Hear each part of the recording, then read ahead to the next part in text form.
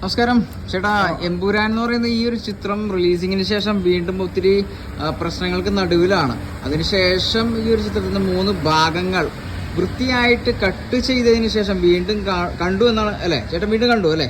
അപ്പൊ അതിന്റെ അഭിപ്രായം എന്താണ് പറയാനുള്ളത്? എമ്പുരാൻ എന്ന പടം വരുമ്പോൾ തന്നെ ഇത് ഇറങ്ങണേക്ക് മുമ്പ് തന്നെ ഇത് കാണണമെന്ന് വിചാരിച്ച പടം.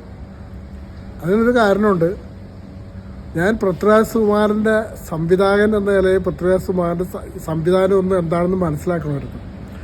അത് മനസ്സിലാക്കാൻ വേണ്ടി ഞാൻ 2 ദിവസം ജൂനിയർ ആർട്ടിസ്റ്റായിട്ട് പോയ ഒരാളാണ്. മനസ്സിലായി പൃഥ്വിരാജ് സുകുമാരൻ എന്ന് പറയുന്ന ആ സംവിധായകൻ ഒരു ജീനിയസ് ആണെന്ന് എനിക്ക് മനസ്സിലായി. അതായത് വളരെ ഷാർപ്പ് മൈൻഡഡ് ആയിട്ടുള്ള ചെറിയ ചെറിയ കാര്യങ്ങൾ പോലും മനസ്സിലാക്കി പെട്ടെന്ന് തീരുമാനം എടുക്കാനുള്ള ഒരു കഴിവ്. ആ സിനിമ മാത്രം അദ്ദേഹത്തിൻ്റെ മനസ്സിൽ ഞാൻ കണ്ടുള്ളൂ. കാരണം വേറെ ചുറ്റുപാടുള്ള ഇതൊന്നും പുള്ളി ശ്രദ്ധിക്കുന്നില്ല. ആ മനസ്സിൽ മൊത്തം സിനിമയാണ്. അതോടുകൂടി എനിക്ക് പൃഥ്വിരാജ് സുകുമാരനോടുള്ള ആ ആദരവും ബഹുമാനവും കൂടി.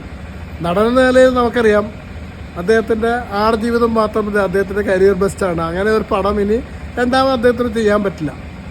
മലയാള സിനിമയിൽ നിന്നല്ല, മാത്രമല്ല മറ്റാർക്കും ചെയ്യാൻ പറ്റാത്ത രീതിയിലാണ് ചെയ്തത്. അതെ, മലയാള സിനിമയിൽ നിന്നല്ല, ഇന്ത്യൻ സിനിമയിൽ ആർക്കും അങ്ങനെ ഒരു വേഷം, ആടുജീവിതം പോലെ ഒരു വേഷം ചെയ്യാൻ പറ്റില്ല. ആ ഗ്രാഫിൽ അങ്ങനെ മുകളിൽ എടുക്കാനായിട്ട്. അതെ, അതിന് ഒരു ഓസ്കാർ അവാർഡ് എൻ്റെ മനസ്സിൽ ഞാൻ ഓസ്കാർ അവാർഡ് കൊടുത്തു കഴിഞ്ഞു. എൻ്റെ മനസ്സിൽ ആ പടത്തിൽ ഞാൻ ഓസ്കാർ അവാർഡ് പുള്ളിക്ക് കൊടുത്തു. അപ്പോൾ അങ്ങനെ നിൽക്കട്ടെ. ഇനി ഇതിലേക്ക് വരാം, എമ്പുരാനിലേക്ക് വരാം. അപ്പം ഞാൻ ഫസ്റ്റിൽ തന്നെ കണ്ടു പടം. ഫസ്റ്റ് ഡേ തന്നെ ഞാൻ കണ്ടു. ഫസ്റ്റ് ഡേ കണ്ടപ്പോൾ തന്നെ എനിക്ക് അതിനകത്ത് ചില സീന് ഇത്തിരി അരോചകമായിട്ട് തോന്നി.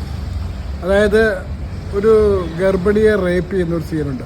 ചിലപ്പോൾ യഥാർത്ഥത്തിൽ അങ്ങനെ സംഭവിച്ചിട്ടുണ്ടാവും, നടന്ന ഇതാണ്.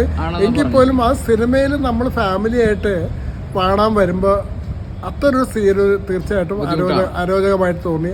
അന്ന് തന്നെ എനിക്ക് ആ സ്ത്രീനോട് ഭയങ്കര വെറുപ്പ് തോന്നി. കാരണം അത് ഒരു അരോചകമാണെന്ന് തോന്നി. അത് തന്നെയല്ല, ആ പടത്തിലെ മെയിനായിട്ടുള്ള കഥാപാത്രമാണ്. വേറെ ആരെങ്കിലും ഒരാളാണ് ചെയ്യുന്നതിന് കുഴപ്പമില്ല. ആ പടത്തിലെ മെയിനായിട്ടുള്ള ഹീറോ, അതായത് വില്ലൻ, ഹീറോയ്ക്ക് തുല്യം നിൽക്കുന്ന ഒരു വില്ലനാണ് അത് ചെയ്യുന്നത്.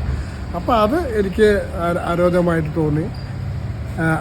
പക്ഷേ രണ്ടാമത് ഞാൻ കണ്ടു. ഞാൻ ഇന്ന് രണ്ടാമത് കാണുകയാണ് പടം.